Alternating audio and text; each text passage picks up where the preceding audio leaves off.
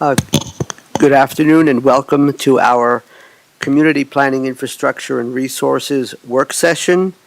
Today is Monday, March 4th, 2024. My name is John Kafalis, Commissioner from District 1. I am joined by my Commissioner colleagues, Kristen Stevens from District 2 and Jody Shedek McNally from District 3. And we have our Assistant County Manager filling in for a bit. Welcome, Lori. At this time, we have one main discussion item. I will turn it over to our Community Development Director. Good afternoon, Commissioners. I'm Rebecca Everett, Community Development Director.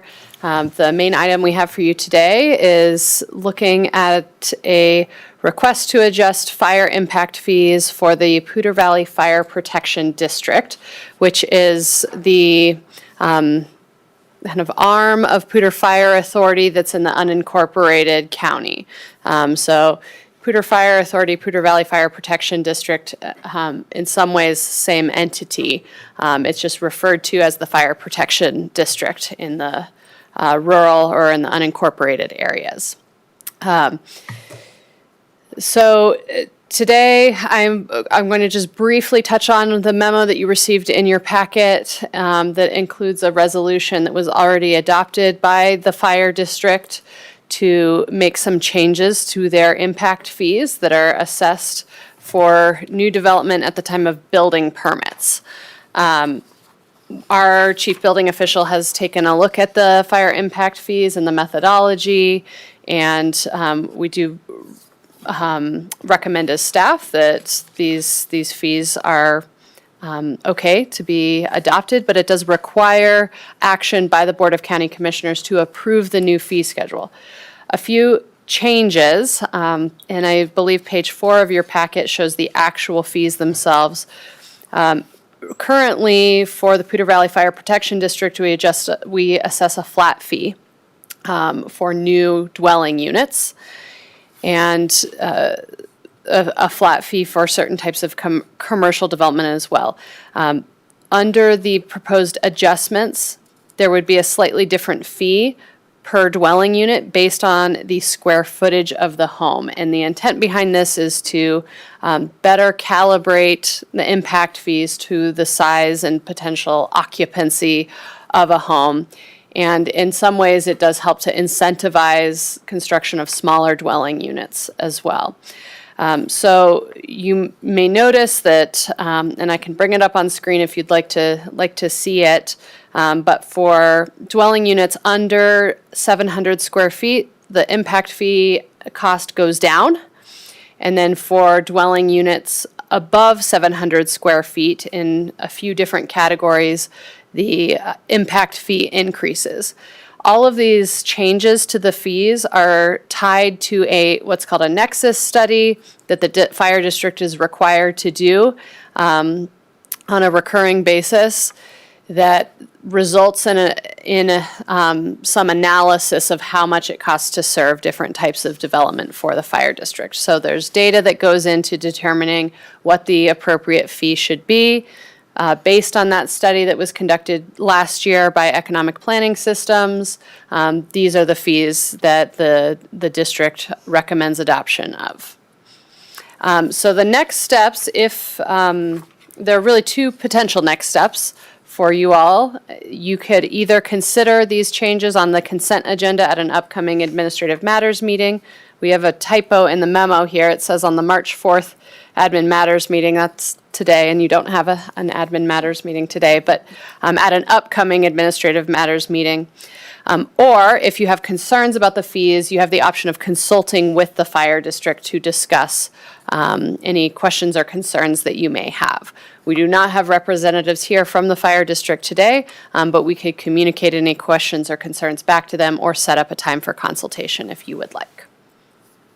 Thank you very much, Rebecca.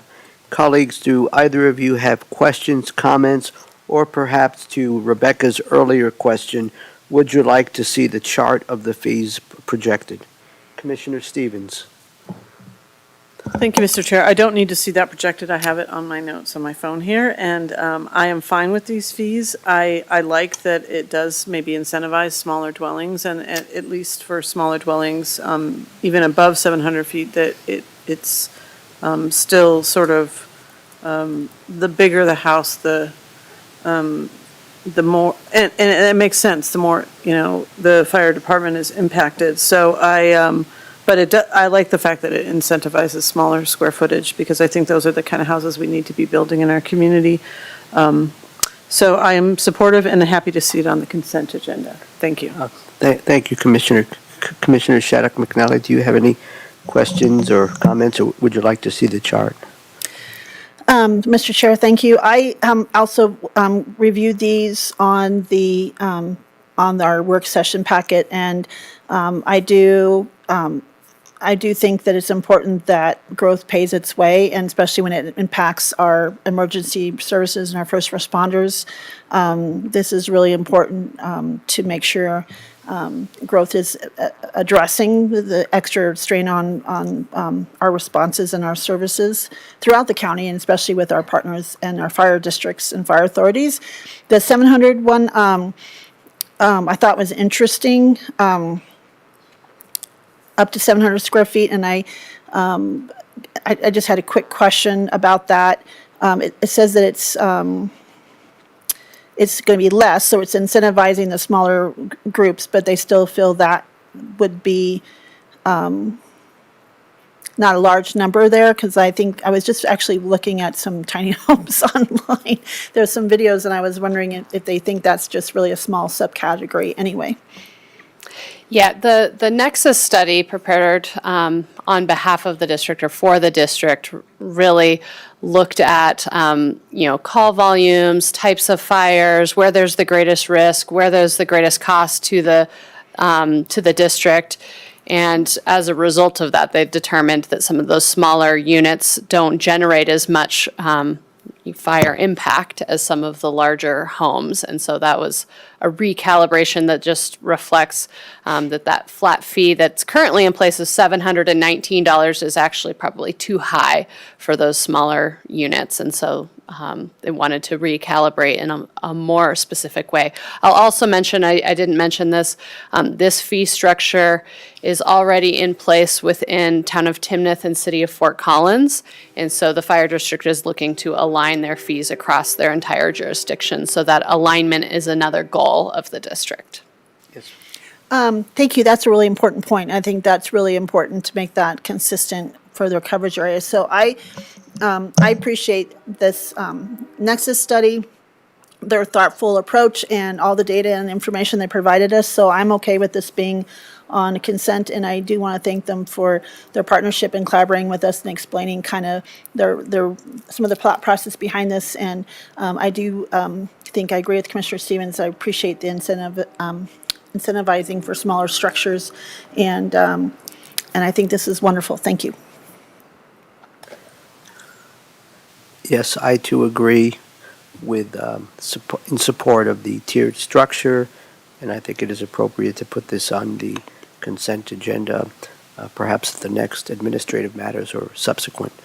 So, is there anything else, colleagues? Is there anything else, Rebecca, regarding this topic? No, thank you. The next step will be to place it on administrative matters either for next week or the following week, so we will make that happen. Okay, very excellent, well done, thank you. So I think we can now move on to, I believe you're still on. I am. Yes, thank you. So I just have a couple updates for you all today under Community Development Director updates. So first, I wanted to note that the hearing dates have been set and published for the Thornton Pipeline 1041 project. So notification of those hearing dates went into the Coloradoan over the weekend in time to meet our deadlines for public notice. In knowing that most people don't read the legal notices section of the Coloradoan, we will also be issuing a news release and working with our communications staff to get information out about the hearing dates. And we are working on establishing some public comment procedures so that it's clear and predictable for members of the community who want to participate in those hearings, what they can expect in terms of sign up, time for speaking, things like that. Thank you, Rebecca. Any questions or comments, colleagues? Is it correct that the first scheduled hearing regarding this application, the Planning Commission, is April 10th? That is correct. So the initial hearing will be with the Planning Commission on April 10th. We have kind of fixed dates to start the hearings for both Planning Commission and the Board of County Commissioners, and then some additional dates that are held in reserve if we need those additional times for additional presentation, Q&A, public comment, response, deliberation. Thank you, Rebecca. Do you have anything else you'd like to share? Oh, I'm sorry, Commissioner, you have your hand up. Yeah, I mean, are those dates blocked out on our calendar so we know that? They are. Okay, good. I guess I haven't looked that far in advance, and I'm trying to keep. Yeah, we can double check that, but at a I time believe right now. so. One day at a time during legislative session. And I believe that the Board of Commissioner hearings, I think the first one is our normal Monday night, April 22nd. Yeah, to the extent that we could, we tried to align to existing meetings that were already on the calendar to not add too much extra kind of meeting time for either the Planning Commission or the board. Anything else, colleagues? Do you have anything else, Rebecca? I do. I have one more item. I wanted to provide an update for the full board about a meeting that we had up in Livermore last Thursday night. We met with many people in the Livermore community. I think we estimated over 200 people. Actually, Over 250 people in attendance at the Livermore Community Hall. It was a great turnout and a great opportunity to hear directly from members of the community about their kind of interest, concerns related to potential long-term planning in that area. So as you'll remember, this is a follow-up from our work sessions talking about our work plan for the Community Development Department and helping to decide where to focus some of our long-range planning efforts this year. We're still digesting the feedback from that meeting. There were a lot of kind of ideas, feelings, concerns expressed that evening, and so we're sifting through and we'll be debriefing to determine what some appropriate next steps might look like. Leslie, is there anything that you would like to add? Well, I'll just add that there may be an article in the Coloradoan because they did reach out to us after the meeting to get some information. So we just wanted you to all know that certainly you knew because you were there, Commissioner Kafalis, but just to make sure you are all aware of it also, and then more to come on that. Thank you, colleagues.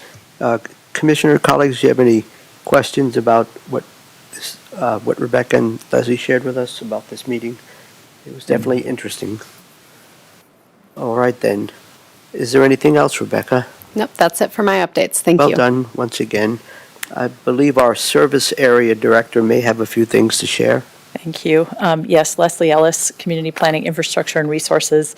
I just have some brief updates with a glimpse of some calendars ahead with work sessions and topics to come. I don't have anything today that is specific or timely, but you may be interested in a few things that are on the calendar coming up. So next week, we will do an oil and gas update, and there have been a number of topics that I think have been of interest probably to you and the community, and so Matt Lafferty has information, probably with Frank, no doubt. And then on the 18th of March, the Department of Natural Resources Dalen will be here to share their work plan and some of the activities that they have happening in 2024. Following that, actually not on a Monday, but Laura Walker and I have scheduled a work session to talk about some funding options that you could consider related to air quality, oil and gas, and housing, and that's scheduled on the afternoon of the 20th. And then on the 25th of March, you'll hear more from Natural Resources on the visitor services. They have a presentation they'd like to share. And then following that, on the 1st, the Our Lands, Our Future survey results are ready and something that they can share with you. So we've got a lot ahead. We will have a work session probably coming up in the not too distant future on the ranch, paid parking, in terms of how it's been going, some of the improvements advancements that have been made, and then where we may be headed in the future on that as well. And then this afternoon, I'm actually headed shortly to a technical advisory group meeting for our water plan, so that's still progressing nicely, and we'll have a public meeting. Danielle, I know, is finalizing the details, but either at the very end of April or the 1st of May for the public to participate in that effort. So that is it for me. Happy to answer any questions. Yes, thank you very much, Leslie. Colleagues, do you have any questions for Leslie? Yes, Commissioner. I'm looking forward to all these presentations, and I'm curious about when you talk about the ranch and the parking, but also just like if there's any other updates about other areas of the ranch that are progressing with, the master plan or development, whether it's infrastructure or not. And also, I've heard a lot about like the FB&O building and some of those, just some updates on that if we have a chance just to kind of see how that looks, how that's progressing, and just any of those updates. Been a lot of activity and a lot of people utilizing our wonderful space out there, and a lot of people had questions, and so I thought maybe I would appreciate just some more updates with that, so. Thank you. Before we move to adjourn, I do have a question for Rebecca. I'm wondering if you're able to share, I think we have an afternoon land use hearing next Monday, March 11th. Can you give us a quick overview of that? I know we'll be getting our materials probably very soon. Thank you. Yes, let me take a quick look at what's slated for next Monday's hearing. Thank you kindly.